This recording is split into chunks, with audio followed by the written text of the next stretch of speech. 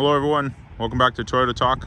On today's video, we're going to be going over this all new 2023 Toyota Sequoia. This is a limited trim level in the Lunar Rock color.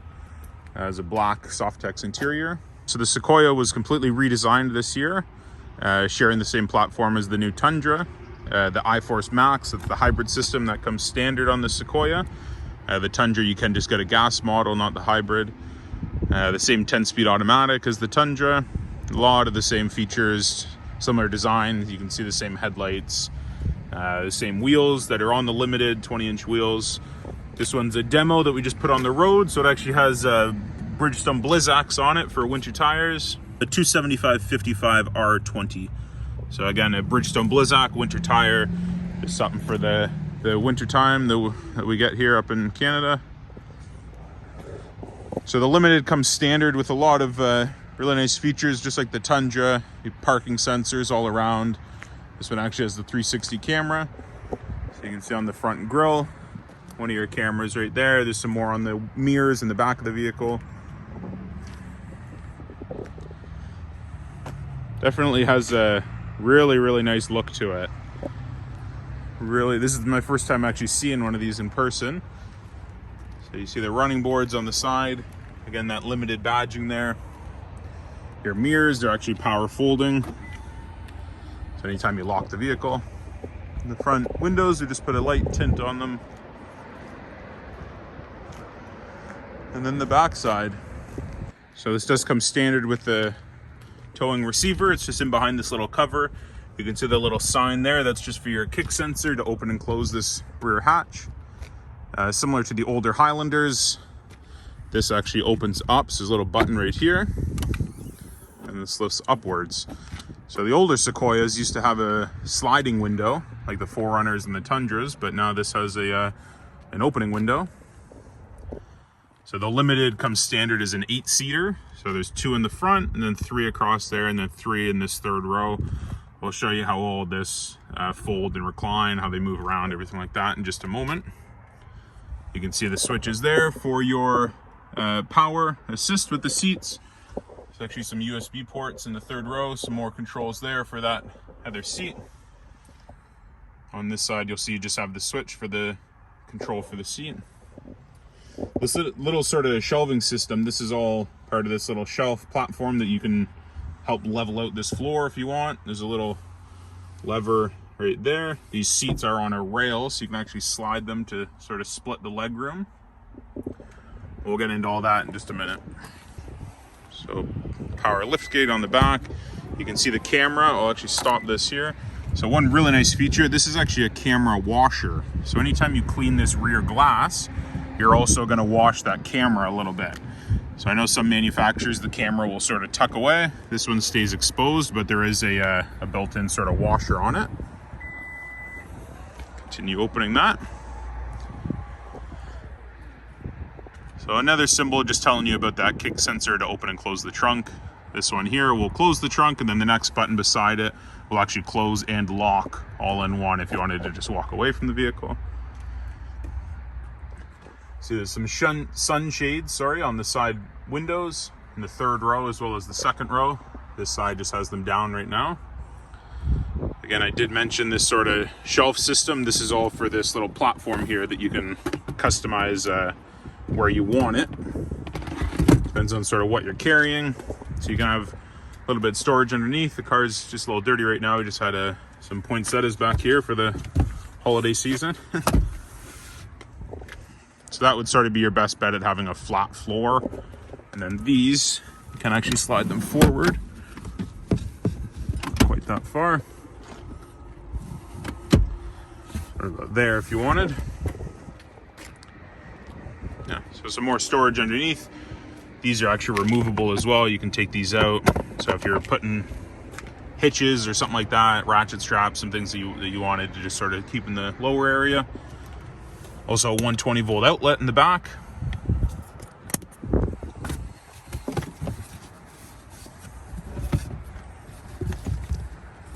So again, my first time actually seeing one of these vehicles in person, so I haven't really gotten the chance to play around with everything yet.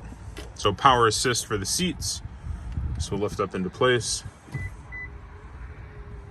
We'll lift up the other one too.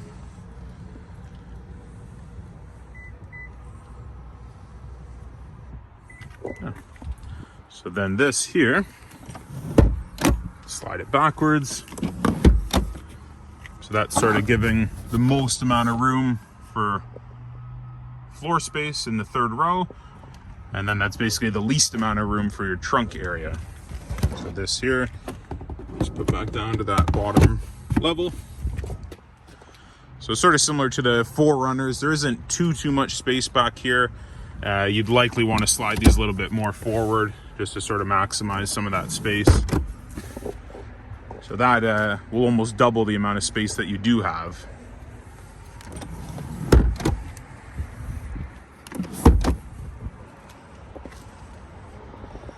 And then just one touch, you can press that.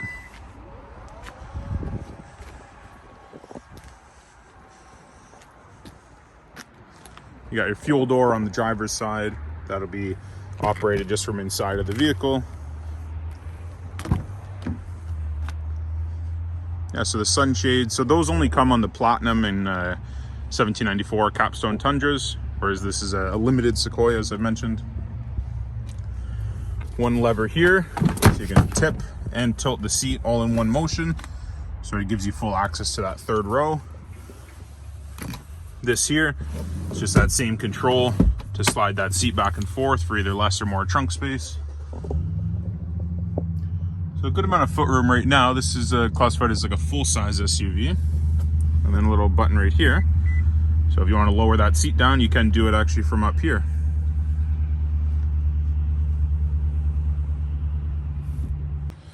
This control here will actually help for the recline. So now you can see that seat's folded back a little bit further from where it was. And there is a USB port, sorry, on the driver's side, just hidden in a different spot compared to the passenger. And you'll see these little red tabs here. So if you pull that, that will essentially just bring this seat forward. So you can see it there. Yeah, you can have the seat folded down in the upright position. See your tethers for your children's seats. Armrest in the center. All very similar to the new redesigned Tundra, just this one actually having climate controls for the second and third row. So there's USB ports, there's a 120 volt outlet, as well as I said, all your climate controls you can adjust from the back. There is a dual panoramic sunroof, so nothing over the third row, just some vents and lights. There's actually a speaker there, so that's part of Toyota's Easy Speak. It sort of helps the driver hear the people in the third row of the vehicle. Now we can get in the vehicle. So again, very familiar for myself. I've driven this new platform Tundra quite a bit. So all this is looks very similar as that new Tundra does. All your power controls on the side of the seat. The passenger seat will be power adjustable as well. Some basic controls here, your heated steering wheel, things like that, rear cross traffic braking. Walls right here. Your mirror controls, your power folding mirrors, your memory seat system, your windows, your door locks, everything like that. So the limited Sequoias will come with this pattern on an inlay inside of the seat. So you can see it down the centers of the seats, just the outer two. So from the side, you don't really see it too much, but as soon as you get sort of face on, you can see that pattern. And just like the limited hybrid Tundra, this is all a digital gauge cluster. All your controls in the center for your four-wheel drive, your drive modes, your tow haul plus. Some controls there, your climate controls, your 360 camera, your parking brake. This is nice. The limited Tundra doesn't have that, just the Platinums do. Little cubby there. It would just be sort of an opening, like a little spot, as well as this here. So you can close that. Sort of a cleaner look when you're driving. You have your wireless charging pad right there. Your rear view mirror, garage door openers on the bottom. So it's on the roof, all your controls for your sunroof. Button there to open and close the trunk. Your SOS, so that's for your roadside assistance. This one does have a dash camera installed on it. So turn the vehicle on, foot on the brake pedal, press the start button. Everything will come into life. Just a couple first beeps when you first turn it on. That's just from the dash camera. Controls here, that's for your rear wiper, your front windshield wipers, your headlights, high beams, turn signals. So there's a lot of controls on the steering wheel. Your radio presets, your volume, your voice command. Your lane assist, you can turn on and off. Depends if you want that on or off. Your radar cruise control. And then over here, this is all going to navigate through that screen there. So you can see fuel economy. You can have a compass, some audio information, some information about the vehicle. So your trailer brake settings. This is your trailer blind spot monitoring. So the blind spot monitoring on the vehicle actually gets extended if there is a trailer connected. Just a trip counter, your tire pressure monitoring system. Lots of settings here, some for the vehicle. If you go down to the very bottom, trailer light check, a really cool feature. You can actually just sort of cycle through all the lights in the trailer to see if they all are working. If you're alone, it helps sort of to do your walk around on your trailer lights before you actually take a trip anywhere. Trailer settings, so you can help adjust the size of the trailer just so the vehicle is sort of aware of what you are towing. And then customize right side, so that's this whole side of the screen. You can change that display. Right now it's set for the max gauge, which is your hybrid system. And then the I-Force, that's a PSI gauge for your turbos. And then you're back to all your safety system settings. So your lane tracing assist, pre-collision system, blind spot monitoring, your parking sensors, rear cross traffic alert. Those are all controlled there. And then little message bank. So if you had a low tire pressure, low washer fluid, something like that, it would display all those messages there. And then you can just go back to that home screen. So just since I've moved the seat from where it was originally set, it'll actually set back to how you wanted it if you'd like. All your climate controls, as I mentioned, just turn that off right now. So one thing different in the Tundra, this one does have a rear control. So you can actually just adjust the rear. And you can hear the fan turn on there. Or you can just turn rear off, and then you're just controlling the front. Just a little bit more people sitting in the back than what you would have on a Tundra most of the time. So you can have your navigation. Takes a second for that to load. Your phone settings, your radio settings. So all your radio presets. So right now, basically a bunch of sports radio stations. But yeah, FM, AM, SXM, all controlled in here. Some different settings for the vehicle. So one thing I've come to learn from driving the new Tundras, I've driven the hybrids for probably about 15,000 kilometers, I'd say, this summer. Really enjoying the trucks. And this Sequoia will be the exact same system. So you can see your oil pressure will actually drop down to 0, as well as your RPM will go to 0, because you're essentially in EV mode right now. So the Tundras and Sequoias, they don't really do it the same as the Highlanders or RAV4s or Siennas, where there's like an EV indicator, EV just being electric vehicle.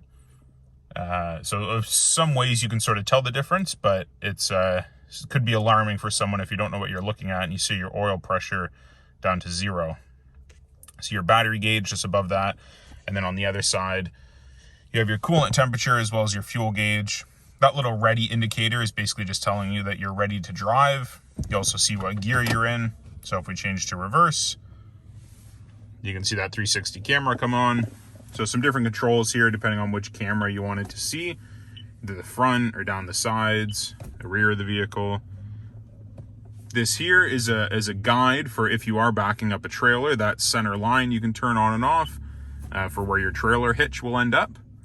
This auto setting, you can have it turn on. So if you're driving at really low speeds and you come up to something ahead of you, the camera will automatically turn on. Another nice feature, you can see the mirrors. So as soon as you put it in or out of reverse, they will actually power fold down. As long as you have that indicator there set to either the left or the right, both of them will actually power fold down. yeah, as I said, some different settings on the screen. You can change from day to night. That's to open your sunshade on the roof. Rainy day here in Orangeville. It's only about 4 degrees, but we're starting of December. We haven't really seen a whole lot of snow yet. Again, more controls. That's for your actual sunroof. This here will open and close your trunk, and you can just close that.